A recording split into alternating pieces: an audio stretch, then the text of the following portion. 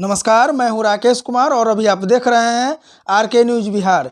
इस वक्त मैं मुजफ्फरपुर जिला के कटरा प्रखंड के यजवार पश्चिमी में हूं और हमारे साथ में है यजवार पश्चिमी के पूर्व मुखिया श्री भोगेंद्र सहनी जी। और भोगेंद्र सहनी जी से आइए हम जानकारी लेते हैं कि यहाँ का जो पंचायती राज का जो व्यवस्था है वह साफ जो है शिथिल हो गया है, मरणासन अवस्था में चला गया है। और यहाँ का जो वार्ड सदस्य भी जो है और मुखिया के बीच जो है भारी तनाव देखा जा रहा है। तो इस संबंध में हम जानकारी लेंगे। सबसे पहले तो मुखिया जी, आपका हमारे इस चैनल में बहुत बहुत स्वागत है। बहुत बहुत धन्यवाद। मुखिया जी, आपके इस पंचायत में आप भी मुखिया रहे हैं, 10 वर्ष मुखिया रहे हैं, लेकिन कभी ऐसा देखने को नहीं मिला। और अभी 1 साल हुआ है और एक ही साल में हम पिछले आम सभा का भी कवरेज किए थे आपके पंचायत का। आम सभा में हम देखें कि एक भी जनता उपलब्ध नहीं था और ऐसी स्थिति आ गई है कि जनता और जनप्रतिनिधि के बीच में बहुत दूरी देखने को मिल रहा है। क्या कहना चाहेंगे? इसका मुख्य कारण है जनप्रतिनिधि के द्वारा जनता से संवाद नहीं होना। जो भी जनप्रतिनिधि अगर बनते हैं उसका जनता से अगर संवाद मिलन नहीं होता है तो इस तरह का विकृति पैदा होती है और यही स्थिति है हमारे यहाँ। आम सभा में भी हम देखें कि सारे के सारे वार्ड मेंबर जो है मुखिया के और पंचायत सचिव के खिलाफ में थे। और उसके बाद में अभी जो देख रहे हैं कि सारे वार्ड सदस्य मिल करके डीएम साहब को कंप्लेन किए हैं कि अगर हमारे साथ जो है न्याय नहीं हुआ, और भ्रष्टाचार का जो है आरोप लगाए हैं। और उन लोगों को पता नहीं है कि कैसे राशि गमन हुआ है, राशि निकासी हुई। और एक भी वार्ड सदस्य जो है ये कहने को तैयार नहीं कि हमको जानकारी है कि राशि का क्या हुआ।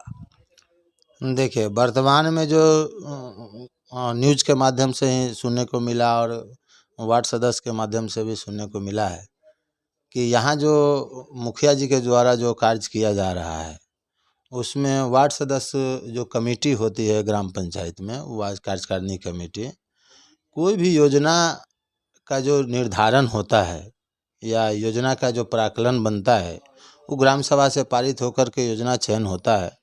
और योजना चयन होने के बाद उस पर जो कार्य कराने का जो विधिवत जो तरीका है, बिना कार्यकारिणी समिति से कार्य नहीं करा सकते आप। वो ग्राम पंचायत का ही कार्य क्यों नहीं हो, उसमें कार्यकारिणी समिति का बहुमत होना अति आवश्यक है।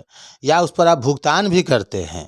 कोई भी योजना, अगर मान लीजिए आप रोड ढलाई करा रहे हैं और रोड ढलाई आप ले लिए, उस पर कार्य कर दिए और कार्यकारिणी समिति के बिना अनुमति के आप भुगतान कर रहे हैं तो अवैध तरीके से आप निकासी कर रहे हैं। ये गबन का मामला बनता है। रह गया सवाल कि वार्ड सदस्य और उन लोगों में दूरी क्यों है, तो दूरी क्यों है इसका तो आपके जो समिति के जो मेंबर हैं, आपके जो कमेटी के मेंबर है, जो वार्ड सदस्य जो इस कमेटी के मेंबर होते हैं, उनको आप सलीके ढंग से आप नहीं बात कर रहे हैं या आप उनसे पूछे कि क्या दिक्कत है उनको, या उनके वार्ड में क्या कोई परेशानी है, या कार्य कराने में आप उनके साथ अच्छा अथी नहीं कर रहे हैं, आप अपने मर्जी से कर रहे हैं, तो ये तो गलत तरीका है। उसी के विरुद्ध सभी वार्ड सदस्य प्रखंड विकास पदाधिकारी के यहाँ भी आवेदन दिए हैं और उसके बाद जिला पदाधिकारी महोदय के भी यहाँ आवेदन दिए हैं। अब देखिए, जिला पदाधिकारी महोदय के आदेशानुसार क्या आगे कार्रवाई होती है। कार्रवाई तो निश्चित होगी, क्योंकि योजना जो आप चलाते हैं तो उसमें कार्यकारिणी समिति की भूमिका है। इसलिए उस पर मुखिया जी को, जो वर्तमान मुखिया है, उनको विचार करना चाहिए कि आप इनको क्यों छोड़ करके चल रहे हैं आप इस तरह का।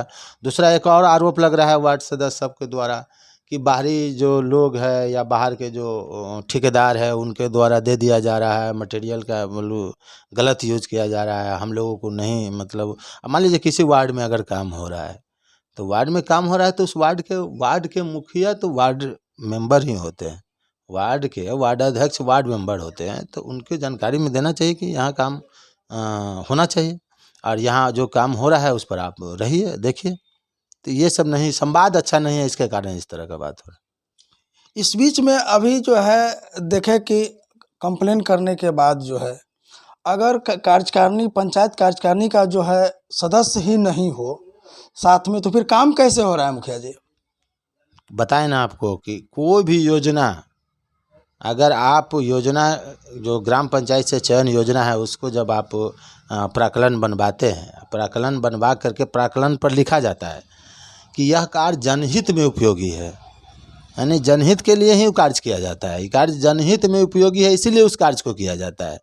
तो जो जनहित का कार्य है और उस क्षेत्र के जो जनप्रतिनिधि हैं या वहाँ के जो जनप्रतिनिधि है या मुखिया जी है जो कार्य करा रहे हैं, तो उनको तो पूछना है ना आपको कि आप कार्य क्यों करा रहे हैं। कार्य कराने से पहले और कार्य कराने के उपरांत भुगतान की जो प्रक्रिया है, बिना कार्यकारिणी समिति के द्वारा अनुमति के अगर आप भुगतान कर रहे हैं तो अवैध तरीके से निकासी माना जाएगा इसका। बहुत बहुत धन्यवाद।